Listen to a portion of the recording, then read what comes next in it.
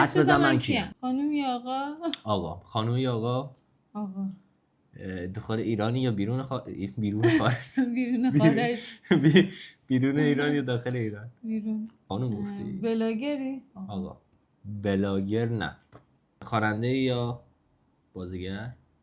خواننده. زیر 3 یا بالای 30؟ بالای 30. خب خیلی معروفی؟ خیلی معروف که تقریبا همه ایرانی‌ها میشناسن. متعلی یا مجرد؟ یه جور دیگه حالتی پرسیدی. مجرد. ورزشکاری؟ ورزشکارم. ای بابا. فوتبالیست؟ فوتبالیست. تو خود خارجی ایرانی گفتن؟ ایرانیم. امریکا زندگی میکنی یا اروپا؟ اروپا. رپری یا پاپ میخونی؟ پاپ. خودی قش نمیدونه چی میخونه. مهدی قائدی؟